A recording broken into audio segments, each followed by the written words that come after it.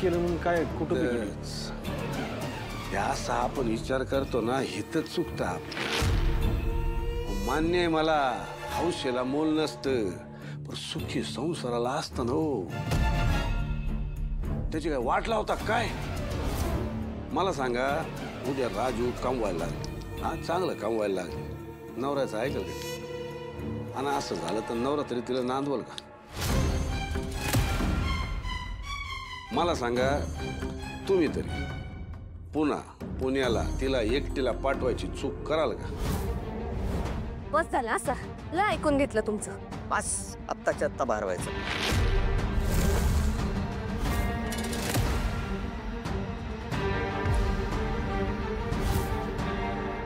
हा चुकीतनच माणूस शिकत असतो, शहाणा होत असतो. आता उद्या राजूचा व्यवसाय वाढला, तिला लांबच्या प्रवासाला जायला लागलं, कोण लक्ष देणार? काय चूक काय बरोबर कोण सांगणार? नाही तुम्ही हातच. तुम्ही तरी कुठं कुठं पुरं पडणार म्हणतो मी. आणि हल्ली पोरींसाठी जमाना नाही व चांगला राहिलेला. आम्ही तुम्हाला सांगायचं का?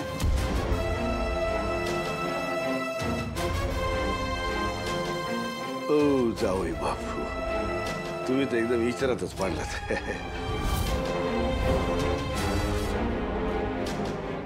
आलास तू?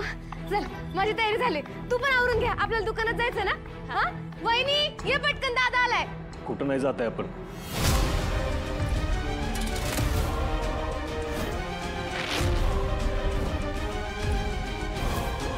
दादा, नारळ बिरळ काय फोडायचं नाही आपण. अरे पण का झालंय काय? आणि या पिशव्या तू घरी का घेऊन आलेलास? हे बघा, राजूला जो काय व्यवसाय करायचा आहे ना, ते तिनं इथं बसून करायचं, घरात बसून. ते व्यवसाय दुकान बिकान काही गरज नाही आपल्याला. आणि हो, ते कालच्या वसतिगृहाच्या माणसानं सांगून टाक, जीवाच्यावर काम करून आम्ही तुमची ऑर्डर पूर्ण करून नाही देऊ शकत. दादा, अरे पण आपण असं अचानक कसं सांगायचं त्यांना? काय अचानक? कालच तर झालंय ना बोलणं. आणि त्यांना वेळेत सांगितलं तर त्यांची गैरसोय पण होणार नाही.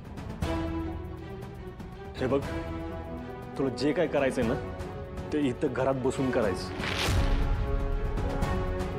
माझी ना नाहीये, पण हाऊस म्हणून करायचं, कळलं?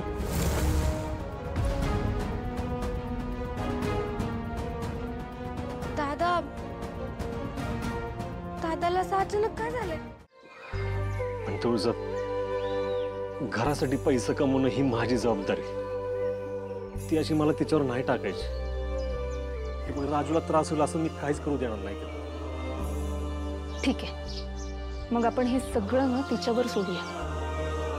जेव्हा आपल्याला वाटेल ना की या सगळ्याचा तिच्या तब्येतीवर परिणाम होतो, तेव्हा मी स्वतः तिला हे सगळं करण्यापासून थांबवे. फक्त ना मला इतकंच वाटतंय की भरारी घेण्याआधी तिचे पंख छाटायला नको. बघ जरा एक खुला आभाळ, तिला ना झेप घ्यायला खुणावतंय रे. घेऊ देत की तिला झेप. सूर्या, ज्या क्षणाची राजू आनंदाने वाट बघत होती ना, आज त्या क्षणी तिला उदास राहावं लागतंय.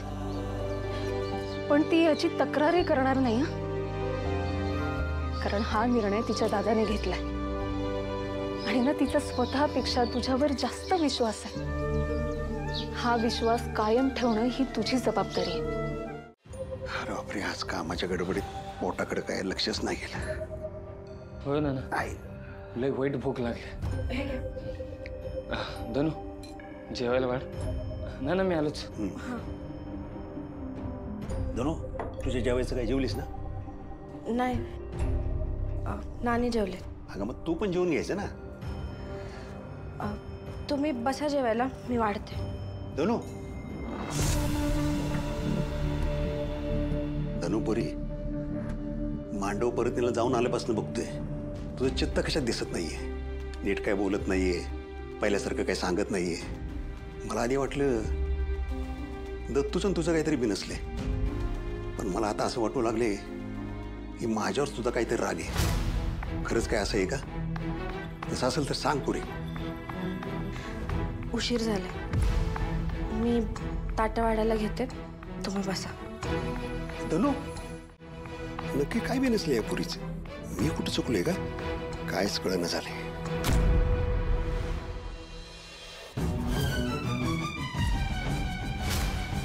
काय होय सगळं? अहो, एवढे लोक जमले.